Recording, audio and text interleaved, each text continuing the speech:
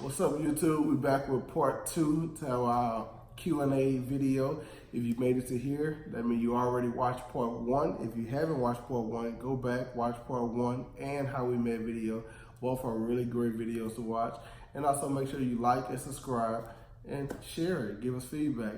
Our feedback is good feedback. So we're gonna start off with where we left off on our first video. So the question we left off with was, in 7 years, how do you handle arguments and disagreements? So I'll let you go first. You go first. I'll say in 7 years, we did different deals. I mean, I think in the beginning, Monet told you all how I used to sit her down and, say, this what I didn't like, this is that. She tell me what she didn't like, and then we go from there. We don't really do that anymore. We just kind of try to work it out, try to talk about it and whatever we can do to try to work it out. Of course, we go through the same thing any other couple goes through. We mad at each other for a couple hours, or sometimes it bleeds into the next day, but soon enough, one person gonna be the bigger person. Say, look, let's just talk about it. This is that. Let's agree to disagree. One of the biggest terms that I feel like is one, really, really beneficial in a relationship is just agree to disagree. So I always say, like, okay, you feel how you feel, I feel how I feel. I ain't gonna feel the way you feel, you ain't gonna feel the way I feel. So let's agree to disagree, And so that's pretty much how we handle it. That's how, here lately, that's how we've been handling it, agreeing to disagree. Okay, so I feel like in 7 years it took a lot, but I don't know, me and Jonathan, we just kind of like clicked. Like, we was able to like, it's always a less, how can I fix it attitude with Jonathan. So, if I tell him something like I don't like, or, we ended up having a disagreement or something, like, all he want to know is how can I fix it? How can I fix it? And then, I tell him, and then he say, going forward, it'll be this way and this way and this way. And he followed through with it. So it's like, majority of the time, even if he don't understand it, or he just say, if it don't make you happy, how can I fix it? And then he fix it. I mean, that's it. But when we do have like to where we gotta agree to disagree, which we've been having those a lot lately, and it's really out of the norm for us. So we're kind of like, what's going on with us, But we are working on just agreeing to disagree, because sometimes we would debate for 2 hours, and then the debate will turn into an argument, and then we'll be mad. Yeah. So then we'll be like, okay, one of us has to give in, because like we really best friends. So one of us always gives in. Sometimes it's me, sometimes it's him, and we'd be like, we gotta talk about this, because us going without talking, like, that's not working for me. And then one of us, the bigger person, we talk that shit out. From moving forward, we say, we couldn't agree to disagree, but from moving forward, this is what I need. And then, we compromise. And then moving forward, we practice what we compromise on, it's that. Okay. That was long-winded. You got some long answers. You got some long answers on part 2. You got some shit to say. I'm weak. You got some shit to say on part 2, huh? Okay. Talk your shit, Slime. I'm just now starting to drink. So okay. Talk your shit, Slime. Talk your shit. I ain't as fucked up as, you ain't messed up as you was first? Yeah. Okay, the next question is, y'all threesomes. How y'all go about picking y'all girls? I went first the last time, so you go first this time.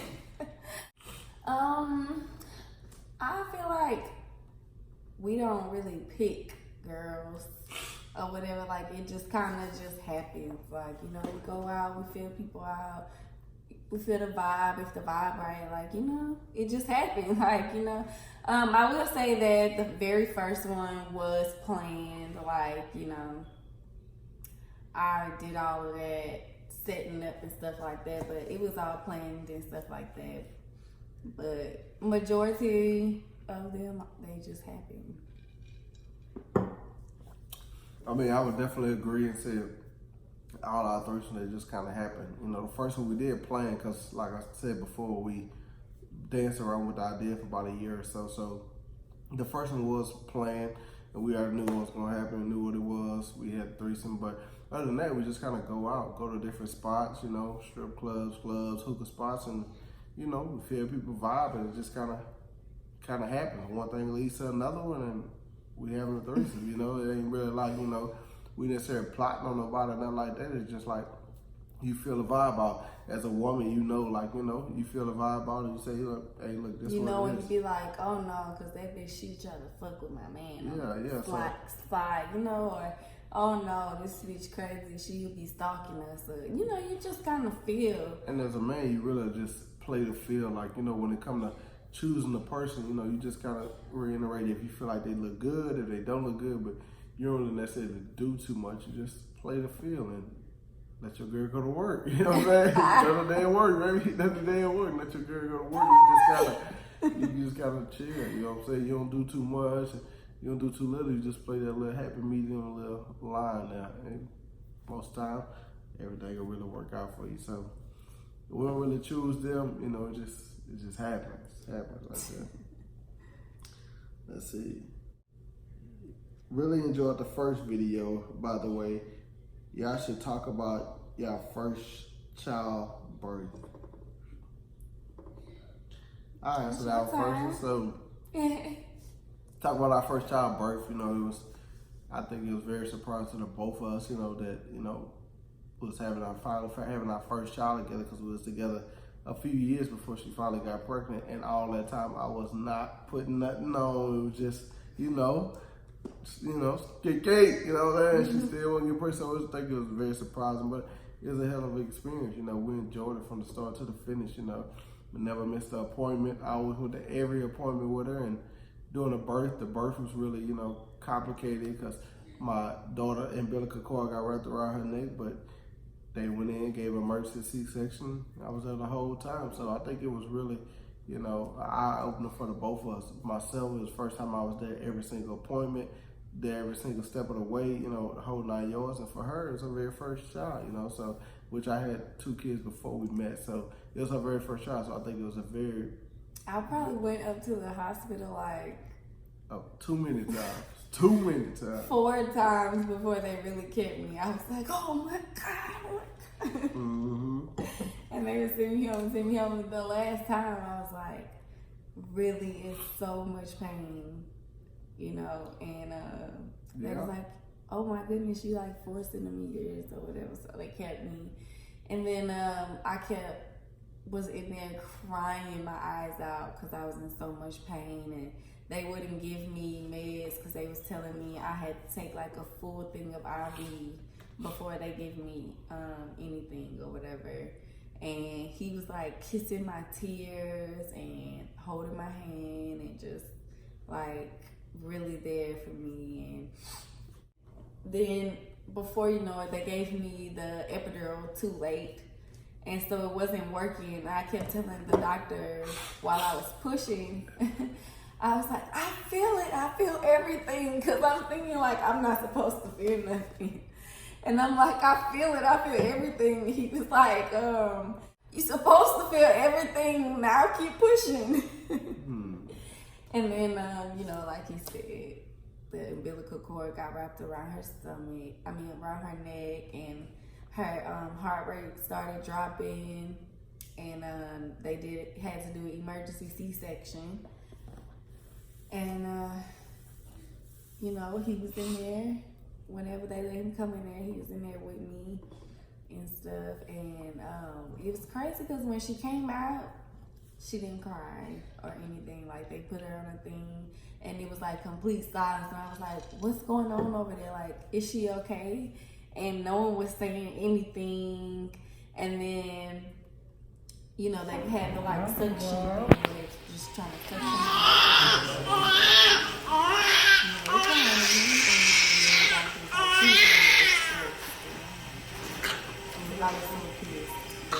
No one would answer me until she started crying. I'm like, what the hell is distressed? Yeah, I remember. I definitely remember. All right, next question is advice/info for maintaining a healthy and loving marriage in this generation. Okay.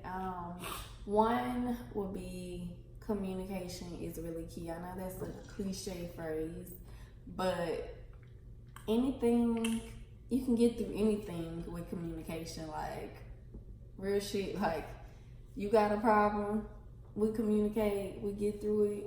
If we got a clear understanding, we got the ability to handle anything. Like,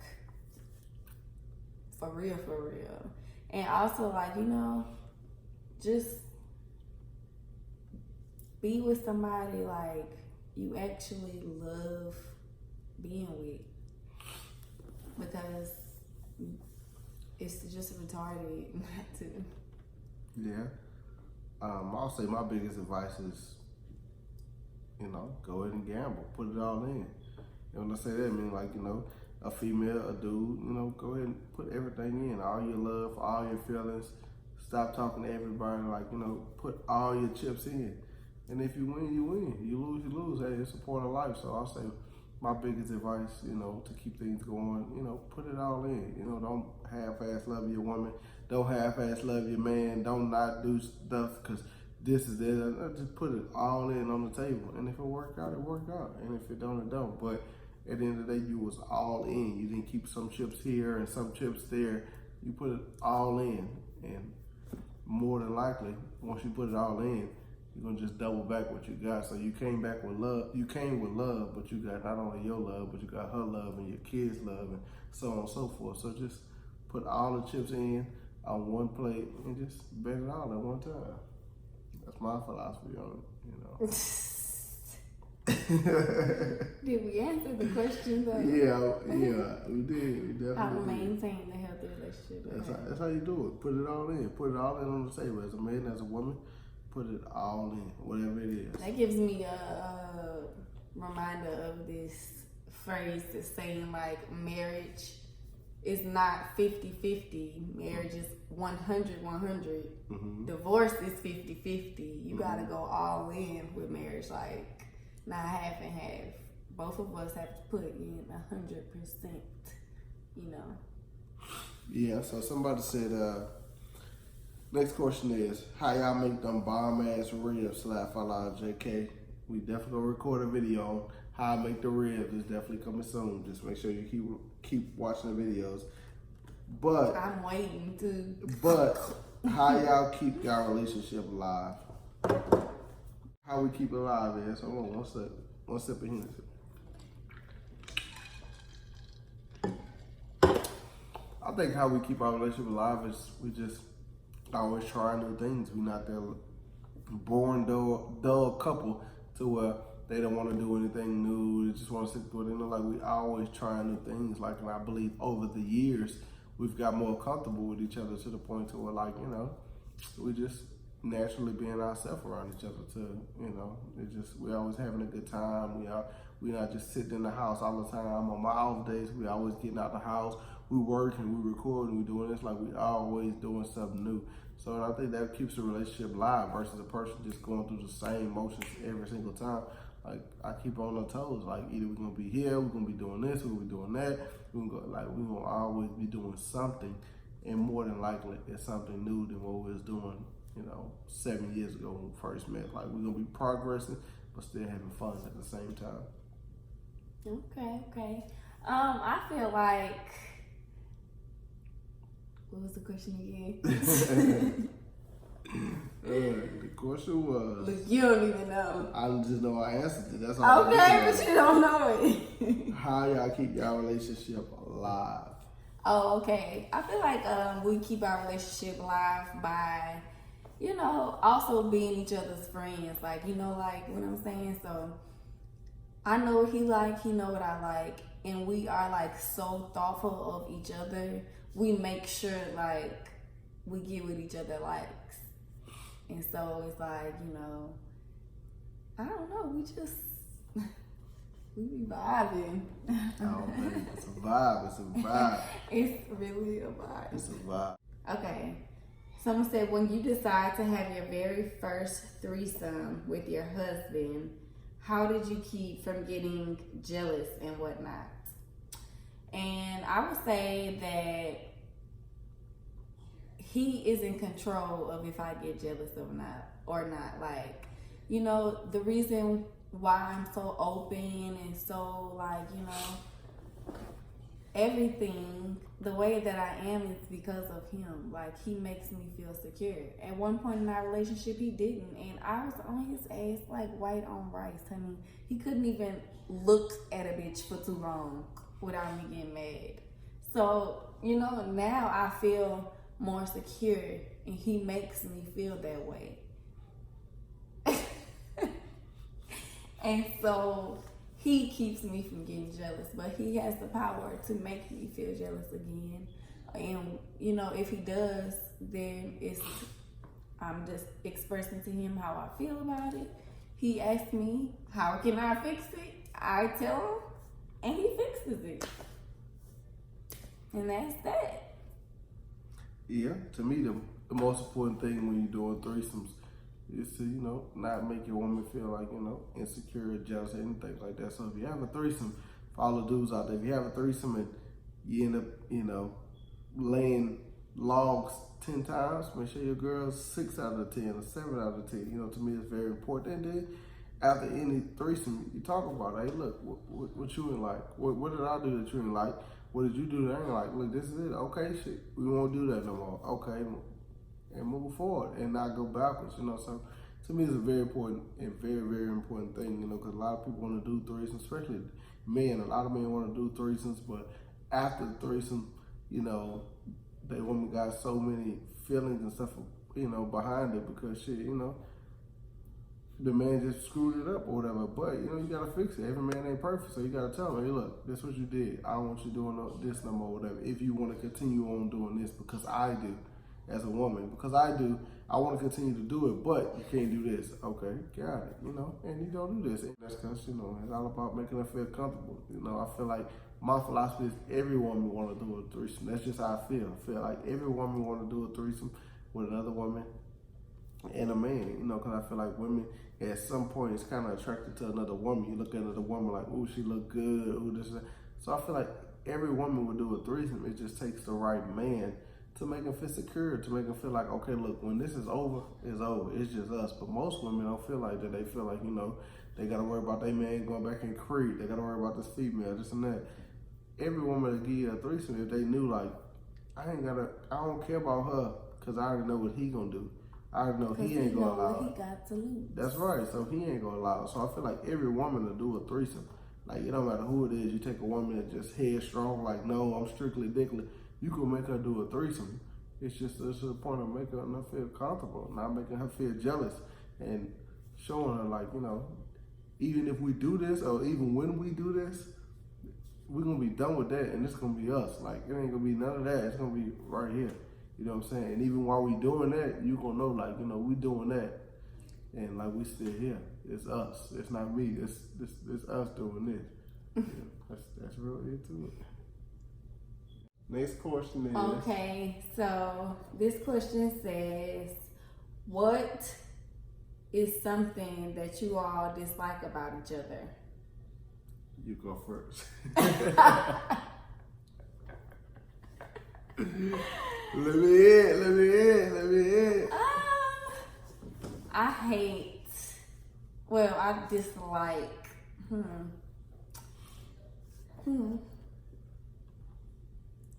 Oh, just like you, boy. You know, shit. What you don't like, baby? I fixed that years ago. What we talking about? What we talking about right now? I dislike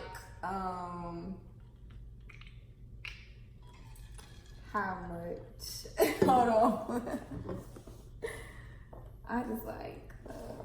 I had something in my head. Talk your shit, Slime. Oh, I just like how your patience is wearing thin. You know, like, you know, when we first got together, used to be a lot more like cool, calm, collective, you know, level-headed. And now, you know, that tolerance is wearing thin as you get older. It's like it's becoming hard for you to deal with my craziness. Yeah, and I would definitely agree because I feel like in the beginning I had way more patience, but as I get older, unfortunately, my age goes up and my patience goes down, and that's a bad thing. So with that, you know, I always say, I stand in front of the congregation and say, look, I'm wrong, or I was this, or I was that. I ain't trying to portray nothing I used to be. I was the leader of whores. I got a bad patience now. Like I always say, look, I'm wrong. My attitude fucked up, or this, that, or whatever. My patience fucked. Like I always try to say that. So with that being said, you know, I would say definitely, you are a shit. You know, one of the biggest things not to like about me is my patience. You were supposed to be saying what you dislike about me. Okay, oh my bad. So I would say what I dislike about you is you lying factor. Like, you know, somebody tell you something, rather it's me, your family, or whoever. Like somebody, like I can say, my name's Jonathan. Your first thing will be like, you lying. Like, dog, my name really is Jonathan. Like, I can show you on my birth certificate, my name is Jonathan. But you just like, you lying. And I think it draws back people from, like, you know, if people really don't know you, they don't really know that's really you. So I think it just, you know, draws people back sometimes, because it's like your first instinct is not that you're telling the truth, it's that you're telling a lie. Like me, I'm going to trust you until you give me a reason not to trust you. You're going to not trust you until you give them a reason to trust you. So, you know, so with that being said, you tell me your name is Monet. Okay, your name Monet. But somebody walk up and say, hey, look, my name's Jonathan. You'll be like, your name ain't Jonathan. Your name ain't Jonathan. So if I just told you my name is Jonathan, I know my name is Jonathan, I walk up to you and say my name is Jonathan, you telling me this? Okay, you know what? Okay, I'm good. You know what I'm saying? So that's the thing. That's my biggest thing. Is just like, you gotta understand that everybody lies. So with that being said, like, you know, even when somebody come up and say, hey, look, my name is Jonathan, even if you don't feel like the truth, okay, hey, how you doing, Jonathan? Nah, you lying. What's your real name? That ain't your, you know, like, come on, dog. So I got a question. How do we handle going through each other's phones? What's your philosophy on being in a relationship and going through each other's phones? If you don't have nothing to hide, then we going through each other's phones. That gives your partner a sense of security, which is very important in a relationship. Like, it helps you to open up, to be yourself, to, you know, experience like true 100%. Like, I'm risking you hurting me. Like, I'm risking you really fucking me over or whatever like that. But it's worth the risk. Like, it really is. Like, you know, so. What is wrong with you? But yeah, it gives your partner a sense of security, like real shit. And if you got a problem with it, then that means you got something to hide. Because just like if it's a piece of mail on the counter and it ain't important, you already seen it, you know what's in it, like you don't care if anyone else sees it. But if you got secrets, you ain't gonna want nobody. And if you okay with that, then that's because you got doing some stuff too. Like, you don't want nobody to see, like. Yeah, I would agree. So how do I feel about anybody in a relationship going through each other's phone? To me, I feel like it should be open all the time. You know, no matter what. Like, she got my password, I got her password. And, you know, I say that, you know, and I got partners who say, like, you know, my girl will never go through my phone. Or, you know, she don't know my passcode. First of all, foremost, if you think if your girl don't know your password to your phone, you a dummy. And if you think she ain't never went through your phone, you a dummy. You know what I'm saying? You know, it is what it is. The scariest feeling in the world across the board when you're in a relationship is when you're talking to other people and your girl actually see your phone. That's the scariest feeling. Like, you know, she actually see your phone, or y'all take a quick picture and she say, let me see your phone. Let me see the picture. And you gotta show her. That's the scariest feeling in the world when you talking to other females. Scariest feeling. So my philosophy is nip it all in the bud. If I'm gonna be with you, you gonna be with me. I'm gonna nip it all in the bud. And the way I'm gonna do this, let's change our numbers. Ain't nobody gonna have this number, nothing like that. You know, none of that. Let's change number. You change your number, I change my number. I don't care if you had it 10 years, I had this number 15 years. Let's change numbers. Because that's the best way to nip it all in the bud. But that whole, oh no, I won't go through your phone if you don't go through my phone. If nothing gets to a woman like temptation and any other things, one thing that eats that ass up is fucking suspicion. I want to know, is he really like this? Is Woman's he really this intuition. good? Is he really, you call it woman intuition, I call it fucking woman suspicion. It just eat him up to what got him hold to it. Like, she ain't go through your phone in 20 years. She ain't never looked. So you've been doing your dirt for 20 years. And then she finally looked. And you just got so comfortable to where you got like 10 or 15, or maybe you only got that one. But y'all got so much history in here to where like she sees stuff from 7 years ago. Professor. Oh, I'm trying to tell you that. Hey, I'm trying to. Come on, Professor CAREY. Hey. The best way to be is just nip it out in the bud. I changed my number, you changed your number, and that's it. You already know what it is. So if somebody call this number, you already know. Okay, I gave him this number. So best way to be is just change the numbers, man. Give him the password. Mine, she can walk up anytime, any day, anywhere, whatever. Let me see your phone. Here you go.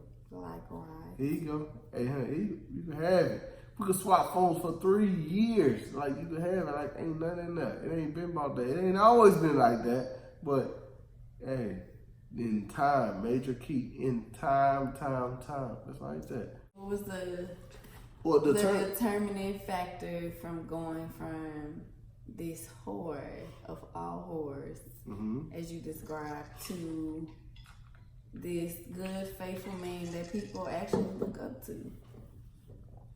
To me, it was a couple things. One was after hurting you so long and seeing the hurt in your eyes, the stuff that you had been through, just, you know, one of the turning factors with me is I was just doing so much, hurting. I just keep saying that for like 30 minutes till we're like, one day we was just like, you know, I think we was call ourselves separating, but we was in Baton Rouge and at the apartment, and we just was crying in the bed, holding each other, saying like, we can't be together, but we want to be together because I can't get it right, because I was just being a whore so much. So it was that day, you know, I was just like, you know, I want to be right so much, not for me, for you. You know, that's what I told myself. So it was a part of that day, and I still did a few things after that. I think that hurt you, and I think another key factor was having kids, having my daughters.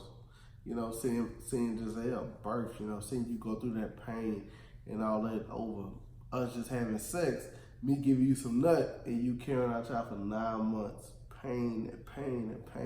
It was like this woman enduring this much pain for me. Why can't I just be right for her? It's not even pain being right, but this woman laying on this labor bed and going through all this shit in her stomach to where the baby twisting and turning and kicking. Like, she going through all this pain for me just because I gave her a nut and I nutted. Why can't I just do right for her? Like, why can't I just give her all of me?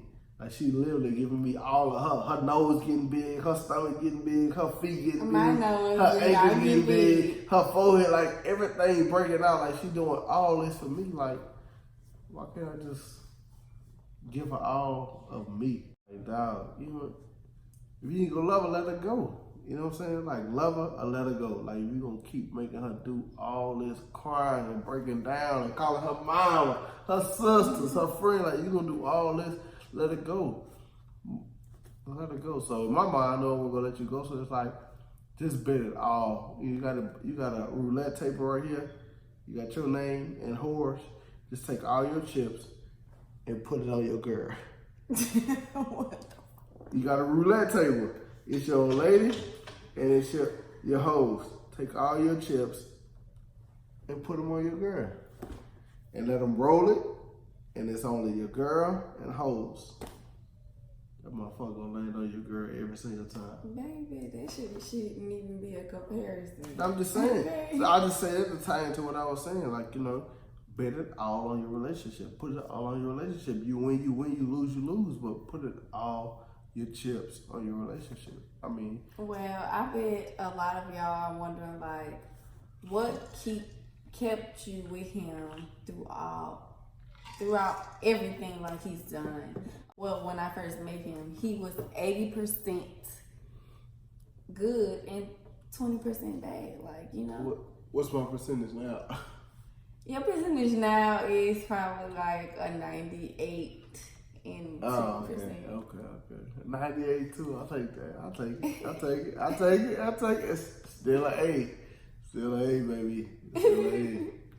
But yeah, so, and I feel like, you can make it work with anybody. You just gotta figure out who you belong with, or, like if you are really happy with this person or whatever. And I know he makes me happy. He loves me. He wants to be a good man for me, and I never felt that from other people. So I know if I leave him because of, the dirt he's done, and I go and I get with somebody else, I'm going to deal with that, if not worse. Or I'm going to deal with something. You're going to deal with something with anybody. You just got to figure out who you want to deal with it with. And that's him. And so I'm like, I'm going to mold him because he already, I feel like, has a good percentage. Like, he just got this little commitment issue, and then everything else is good. So I molded him into or helped to mold him into the man he is today. And I know anything that I go through in life, I want to go through it with him without a doubt in my mind. Like, no matter what happens, nothing is coming between us.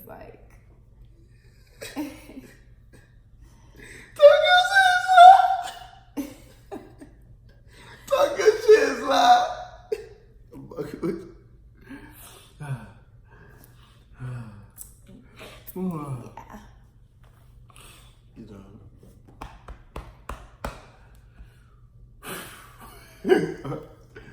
Yeah. Thank y'all for watching our YouTube. Again, please remember to link, subscribe, share. All feedback is a good feedback. If you like the video, if you didn't like the video, hey, leave a comment. Let us know why you like it, why you didn't like it. We'll try to get better at it. But again, we're just trying this out. So again, thank y'all for watching. We greatly appreciate all our followers, all our subscribers, so on and so forth. We just hope that you all continue watching and continue giving us feedback. Again, you can follow myself at Jonathan C _. You can follow my beautiful wife at I go by _bad, but follow her, follow me. We're gonna continue giving you our videos, great footage, raw, none of that setup deal, nothing like that. As y'all see, each question is per raw as we ask them. So again, continue to follow us. Let us know what y'all think. Subscribe, like. Thank y'all.